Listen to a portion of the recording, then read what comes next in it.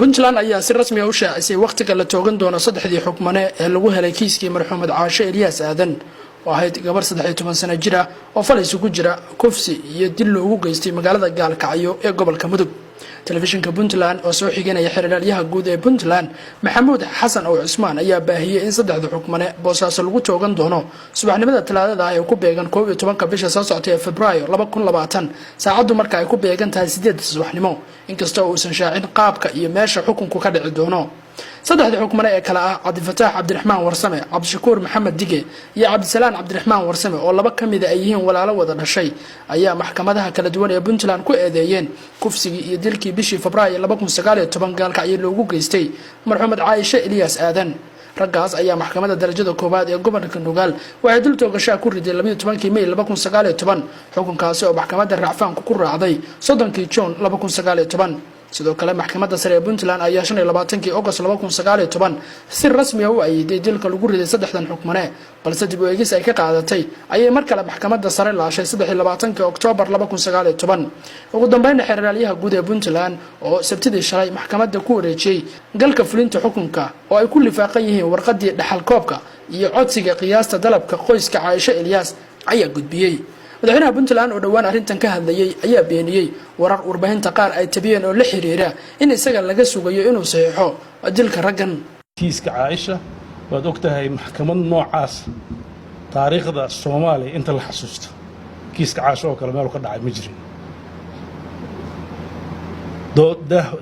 maxkamadda furan bulshada ka qayb gashay meediyaha laga sii daayay cid walba arkaysay saddexdii procedure ay martay maxkamaddii koowaad xukuntay racfaankii uu xukumay maxkamaddii sare go'aan ka qaadatay laakiin waxaan dadweynaha iyo meediyaha barayaa habka dawladnimadu u shaqayso waxyaabaha maxkamadaha go'aan gaaristooda dawladda Puntland madaxweynaheedu male dadaa marmar waxay yiraahdaan xeerka fulinta madaxweynaha saxiix waa saxaya saas sax ma ah maxkamadaha madaniga ah go'aanada ay qaadaan maxkamadda sare iska leh marka iyadaan u daynaynaa xukuumaddana ma la rabo inay fara gashato waxaan rajaynayaa ciqaabtu xukunka markuu dhaco iyo markuu fulaayo iyadaa taqaan procedure la maraa jira wax hadda ka khaldan oo aan garanaynana ma jirto sidaa ay u soo socotay haddana u socotaa waddadii cadaaladdeena ku socotaa waan rajaynaynaa waddada cadaaladda inay waddadeeda ku socoto haddii khalad ay cadaaladda ka timaado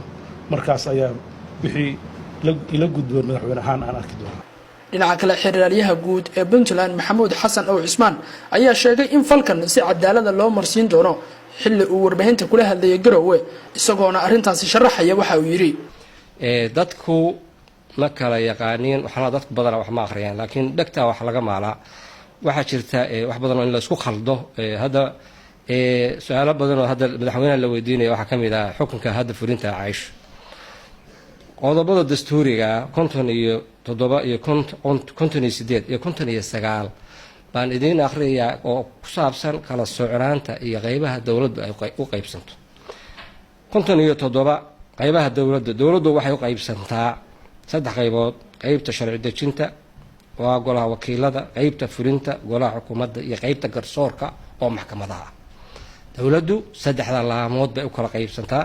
qodobka 58 kala socnaanta qaybaha dawladda qayb kasta waxay u madax bannaan tahay gudashada waajibaadyada xilalka iyo awoodaha dastuurka u jideeyay. qayb kale ma hoos timaado marka laga reebo arrimo gaar ah oo dastuurku si cad u qeexay. waa fahmaysaa bandar Soomaali ku hadlaya baan maleynaya. waa faqradda koowaad. faqradda labaad fulinta waajibaadka iyo xilalka qaybi leedahay qayb kale waa ka reebanta. fiiriya si clear bay u qorantay.